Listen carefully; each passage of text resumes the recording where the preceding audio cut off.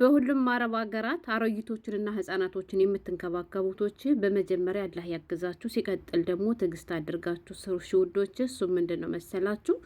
በሳውዲ አረቢያ በመዲና ከተማ ምን እንደተከሰተ ልንገራችሁ ማለት ነው። አሰላሙ አለይኩም ወራህመቱላሂ ወበረካቱ። ክርስቲያን ወገኖቼ ሰላም ብያለሁ። እንዴት ናችሁ? እኔ ያለሁ አልሐምዱሊላ። ሜሙ ሸቃሪት ነኝ ከዋናው ስቱዲዮ ከመዳም ኩሽና። ዛሬም በአዲስ ቪዲዮ መጥቻለሁ። አብራችሁኝ ቆዩ። ለቻናሉም አዲስ ከሆናችሁ ላይክ፣ ሰብስክራይብ በማድረግ ቤተሰብ ሁኑ።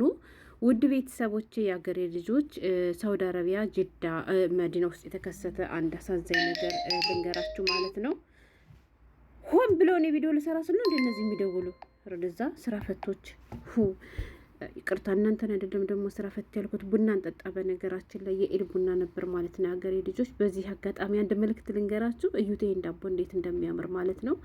አረብ ሀገር ሆናችሁ የሀገራችሁ ድፎ ዳቦ በጣም እንድታገኙ ከፈለጋችሁ ዳቦ ስትጋግሩ ከውስጥ ኦቨን ውስጥ አትጋግሩ ሽማሮች። ከላይ በመጥበሻ ልክ እንደ ምጣድ ተጠቅማችሁ መጥበሻውን ከላይ አብስሉት። በጣም ነው የሚያምረው። ወላይ ጣዕሙ ራሱ ትክክለኛ የሀገር ቤት ድፎ ዳቦ ነው ማለት ነው። የምትጋግሩበትን መጥበሻ ሳታበዙ ትንሽዬ ዘይት ቀቡት። ከዚያ በኋላ ከስር እንዳይቃጠልባችሁ የሆነ ብረት ነገር አድርጉበት። ከዛ ይታችሁ ቀላ ሲልላችሁ ገልብጣችሁ በዚሁ ላይ የተወሰነ ደቂቃዎችን አብስላችሁ አውጡትና በጣም ያምራል። ልንገራችሁ ብዬ ነው። እና ውድ ቤተሰቦች፣ በሁሉም አረብ ሀገራት ህጻናቶችንና አሮጊቶችን የምትንከባከቡ እህቶች በመጀመሪያ አላህ ያግዛችሁ። ሲቀጥል ደግሞ ትዕግስት አድርጋችሁ ስሩ። አይከብድም አላላችሁ። ሞሌ በጣም ፈታኝ ነው፣ በጣም ከባድ ነው። እኔ ከአሁን በፊትም ነግራችኋለሁ፣ ሳርቸው ስለማውቅ ነው ይሄን የምምላችሁ ማለት ነው። እና አንዲት የፊሊፒን ሰራተኛ በሳውዲ አረቢያ ትኖር ነበር ማለት ነው። በሳውዲ አረቢያ በመዲና ከተማ ነበር ስትኖር የነበረችው ማለት ነው። ያቺ ፊሊፒን እንግዲህ ከሀገሯ ላይ የታመመ ልጅ አላት ማለት ነው። የሀገሬ ልጆች አሏት ማለት ነው። አንደኛው ልጇ ታማሚ ስለሆነ ሐኪም ቤት ነው ኑረውና እሱን ለማሳከም ነው እንግዲህ እሷ የተሰደደችው ተብሏል ማለት ነው። እና ያቺ ፊሊፒን ሳውዲ አረቢያ ስትኖር ከቆየች በኋላ ከ3 ወር በፊት ወደ ፊሊፒን ሄዳ ነበር ማለት ነው ለእረፍት። ከዛ ፊሊፒን ሄዳ ቤተሰቦቿ ልጆቿን አይታ ድጋሚ ተመልሳ ነው ማለት ነው። እሷ በሄደችበት ሰዓት እንግዲህ ልጇ አልተሻለውም። አሁንም መምተኛ ልጅ እንዳላት ወይንም ደግሞ ጤና የሌለው ልጅ እንዳላት ነው የተነገረው ማለት ነው። እና ይቺ ፊሊፒን በፊት ጥሩ ሰራተኛ ነበረች። መዳም ቤት ውስጥ ህጻናቶች አሉ ማለት ነው፣ የሀገሬ ልጆች እና ህጻናቶችንም እየተንከባከበች ኑራለች። ከዛ ደርሳ ከመጣች በኋላ እኔ እንግዲህ አላቅም ልጇን ካየች በኋላ አልቻለችም ነው የተባለ። በልጇ ምክንያት ነው እንደዚህ ሆነች ተብሏል። ሀገሯ ደርሳ ከተመለሰች ወዲህ ግን ልክ እንደ በፊቱ ልትሆንላቸው አልቻለችም። ከልጆቻቸው ጋር ያላት ግንኙነት ምናምንም ብቻ በጥቅሉ ጤናዋ ራሱ ማለት ነው በጣም ትጨናነቃለች። ሁልጊዜ ነው የምትጨናነቀው እና በዚያ ምክንያትም እንግዲህ ከአሰሪዎቿ ጋር መግባባት ያቀታታል ማለት ነው የሀገሬ ልጆች። ከዛም ደርሳ እንደመጣች እንግዲህ ገና 3 ወሯ ነው።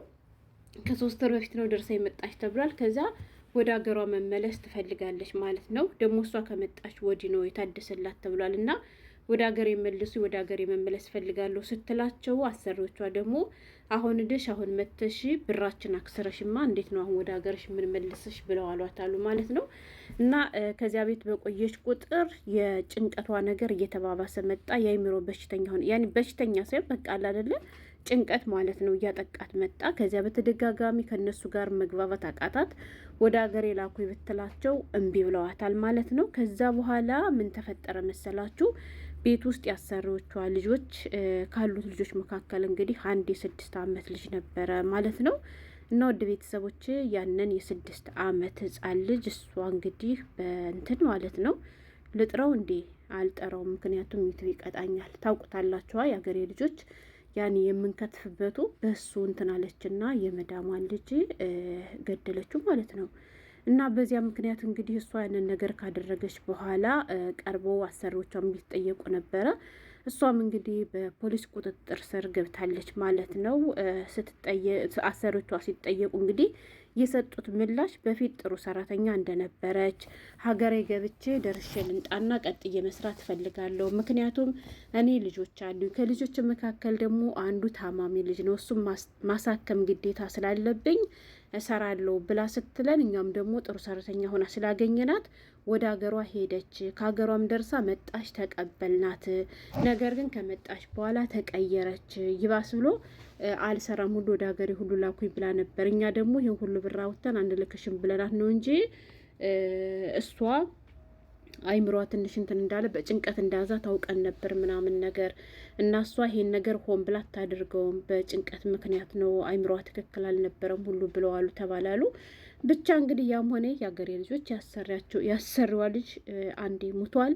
እሷም እንግዲህ በሳውዲ አረቢያ ፖሊስ እጅ ገብታለች ማለት ነው። ምርመራ እየተደረገ ነው። ነገር ግን ምርመራ ተደረገም አልተደረገም እሷም ልጁን እንትን እንዳለችው እንግዲህ አምናለች ነው የተባለ።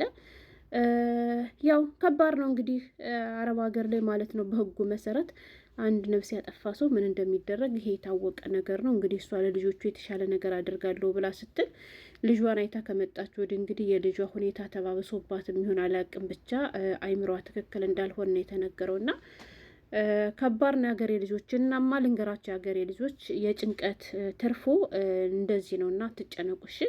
አሮጊቶችና ህጻናቶችን የምትንከባከቡቶች ከምንም በላይ ወላይ ትዕግስት ያስፈልጋል። አይከብድም አልላችሁም።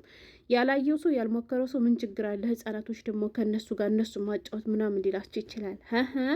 ያየው ሰው ግን ይሄን አይልም። እኔ ስለኖርኩበት ስላየሁት አልፈርድም። ግን ደግሞ እንደዚህ ከማድረግ ካልቻልን ሀታ እነሱ እንኳን ወደ ሀገራቸው አናሳፍርም ቢሉን እኛ ከዚያ ቤት ጠፍተን ቢሆን ለመውጣት መሞከር እንጂ በትዕግስት ያለውን ነገር ለማለፍ መሞከር እንጂ ያልሆነ ውሳኔ ወስነን እንደዚህ ያለ ጥፋት ግን እንዳናጠፋ አደራችሁን ጥንቃቄ አድርጉ፣ ትዕግስት አድርጉ ማለት ነው። የሀገሬ ልጆች እናንተ ያላችሁበት ቤት ካልተመቻችሁ በጠብ ሳይሆን በፍቅር ከዚያ ቤት ለመውጣት ሞክሩ። አላደለ እኛ ስላወራን የሚሆን ነገር የለም። ወይ እናቴ ታማብኛል፣ ወይ አባቴ ታሞብኛል፣ ወይ ሞተውብኛል ብላችሁ ማለት ነው። እኔ ከሳውዲ አረቢያ ዛሬ ስንት አመት ነው ያጎቴ ልጅ 4 አመት ነው 6 አመት ሰርታ ሴትዋ መንታ ነበር የምትወልደው ማለት ነው። እና ብታት እዛ በኋላ ግን አልቻለችም። ከዚህ የሆነ ነገር አድርጌ የሆነ ነገር ከሚፈጠረው ከዚህ ቤት እንደምንም አድርገሽ አውጪ ነበር ስትል ነበር ወላሂ። ከዚያ ምን አለ በቃ እኔ ደወልኩኝና ከዱባይ እዚያ ደግሞ ከኢትዮጵያ ደግሞ ደላለው ደወልና እናቷ ታማለች ደክማለች እና ተሎ ድረስ ነበር የተባለው። ሻንጣ እንኳን ሳይገዛላት መዳሟ እውነት መስሏት ደንግጣ የራሷን ሻንጣ 2 ሻንጣ ሲዛ ነበር የላከቻት ማለት ነው የሀገሬ ልጆች። እኛ ግን ሴትወይቱ ምንም አልሆነችም፣ አልታመመችም። ልጅቱ በቃ ከአቅሜ በላይ ሆኗል ስላለች ነው። ለምን ብትሉ ስንት መንታ ልጅ ነው ያለ።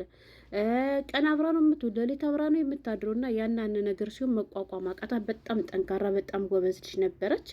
ከዛ እንደዚህ አድርገን ያችን ልጅ ከዚያ ቤት አስወጣናት ማለት ነው። እና እናንተም በጠብ ሳይሆን በፍቅር የሆነ ነገር ተናግራችሁ አሳምናችሁ ለመውጣት ሞክሩ እንጂ እልክ ከተጋባችሁ አይሰዷችሁም አያስወጧችሁም ማለት ነው። እና ግን እንደዚህ ካለ ነገር አላህ ይጠብቀን። ወላሂ በጣም ከባድ ነው በየቤቱ ያለው ጉድ ማለት ነው። እና ይቺ ፊሊፒን አሁን ልጇን ለማሳከም ነበር እንደዚያ ዋጋ እየከፈለች የነበረችው።